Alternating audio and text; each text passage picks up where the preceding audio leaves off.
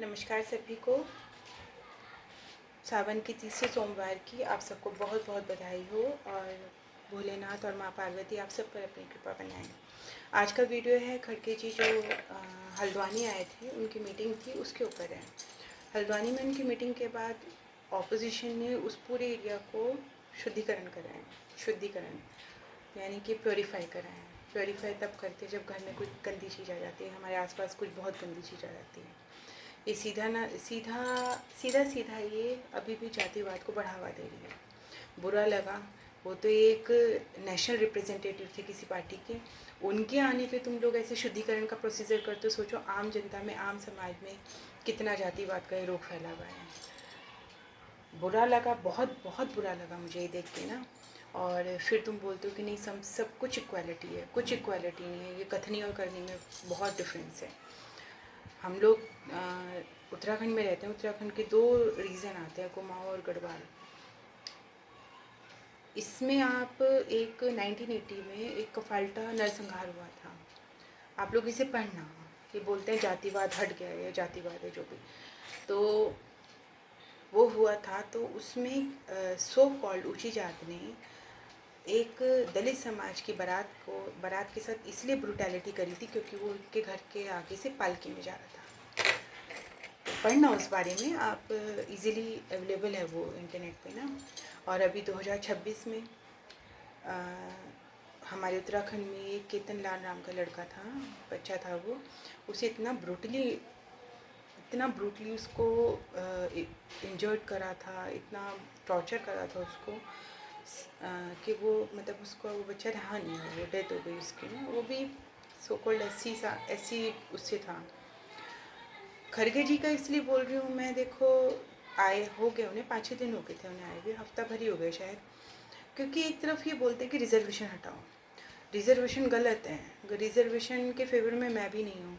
हम लोगों को भी इफ़ेक्ट होता है। क्या बोलते हैं, लगता है आसपास बच्चों को देखते हैं जो तैयारी करते हैं आईआईटी की, एम्स की। बात करती हूँ मैं उनसे, बच्चों के टच में रहती हूँ।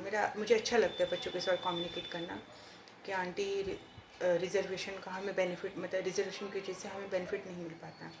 वही सीट अगर, वही मार्क्स अगर एक बच्चा बहुत अच्छा स्कोर कर रहा है, मान लिया 600+ स्कोर कर रहा है, उसको मेडिकल की सीट नहीं मिलती अनलेस उस बच्चे को मिल जाती है जो रिज़र्व कैटेगरी का है। तो कहीं ना कहीं अनरिजर्व बच्चे के दिमाग में बुरी उसे हिट करती है वो चीज़।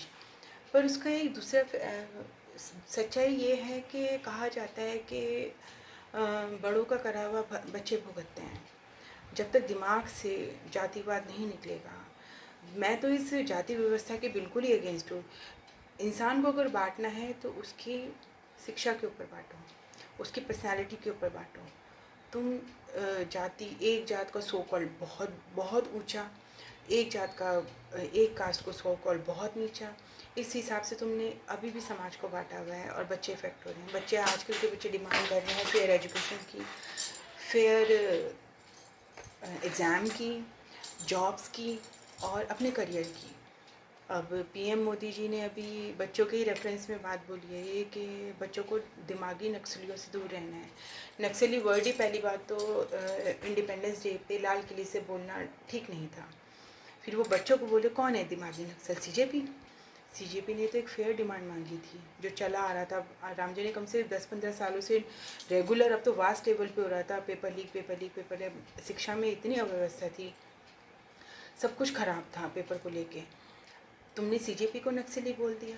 तुम अगर एक कोई बच्चा अगर फेयर चीज़ मांग रहा है तो तुम उसे नक्सली बोल दोगे। नक्सल तो छत्तीसगढ़ में है, हमारे बच्चे नक्सली नहीं है सर। हमारे बच्चे शिक्षा की जेन्युइन डिमांड कर रहे हैं, वो अपने करियर के लिए डिमांड कर रहे हैं। आए दिन पार्लियामेंट में बोला जाता है, नेहरू जी को कोट करा जाता है, नेहरू जी ये, नेहरू जी की पर्सनल लाइफ, प्रोफेशनल लाइफ जो भी था।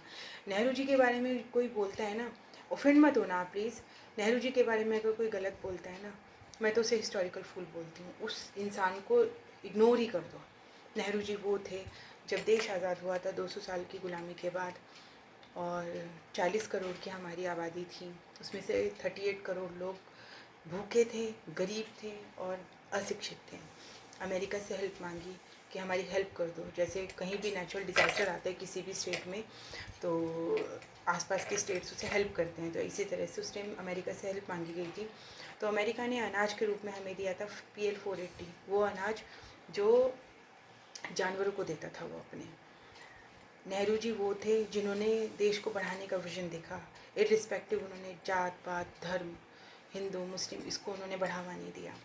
नेहरू जी वो थे जिन्होंने यहाँ पे इंस्टीट्यूट्स जितने भी इंस्टीट्यूट हैं, बड़े institute, national institute Nehru ji के कार्यकाल में इस्टेब्लिश हुए हैं, चाहे वो DRDO, CSIR हो, IIT हो, IIM हो, ISRO हो, डैम्स हों, नेहरू जी वो थे।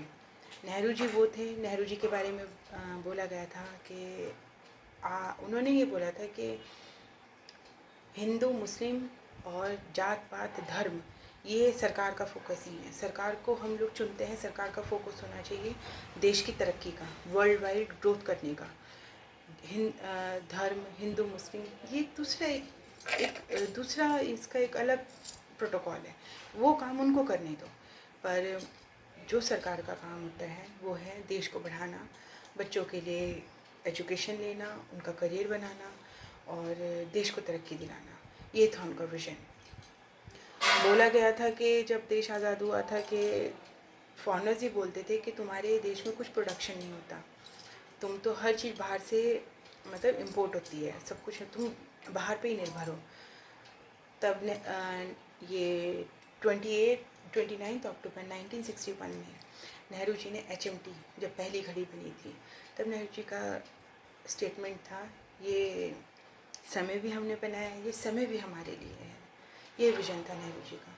नेहरू जी को जो कोट करते हैं कि उनकी पर्सनल लाइफ को ये वो थे, मुझे उन पे मतलब उन पे दया आती है कि उन्हें हिस्ट्री का ज्ञान ही नहीं है। एक देश जो भुखमरी से निकला था, एक देश जो टोटली डिपेंड था सब चीज़ के लिए फॉरेनर्स पे, भुखमरी थी, गरीबी थी।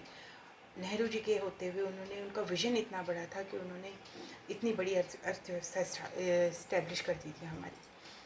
अब हमारे अभी इसमें और जो अभी 14 साल से मैं देख रही हूँ जो ज़्यादा हाइप हो रहा है, धर्म जात पात, और अब तो मोदी जी ने ये नक्सली टिप्पणी भी कर दी।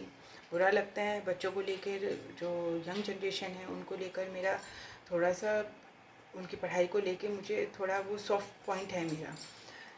और बच्चे बोलते हैं कि हमें फेयर शिक्षा चाहिए, पढ़ते हैं 12th के बाद उन्हें जॉब चाहिए, कुछ नहीं है, बस छोटे छोटे बच्चे हैं, दिमाग में पता नहीं क्या राम और ये क्या, राम को लाए थे राम को लाएंगे, रैलियां होती हैं, उन्हें ये नहीं पता कि आगे लाइफ की सच्चाई क्या है। जब तक पैरों पे नहीं खड़े होंगे कोई धर्म, कोई भगवान उनके घर की या उनकी आजीविका नहीं चलाएगा। धर्म अपनी जगह है, पर पढ़ाई शिक्षा वो अपनी जगह है। नेहरू जी को डिफेम करने से इतना टाइम आप नेहरू जी को, गांधी जी को डिफेम करने में लगाते हो, इतना टाइम ऐसा सोचो, ऐसा विज़न रखो जो हमारे बच्चों के लिए अच्छा हो, उनके हित के लिए हो, हमारे देश के लिए हित में हो। और बस जो ये खड़गे जी के साथ जो हुआ हल्द्वानी में, ये बहुत गलत था। आज़ाद भारत के 80 साल बाद भी अगर इस तरह की चीज़ें हो रही हैं तो सोचने की ज़रूरत है। Thank you so much.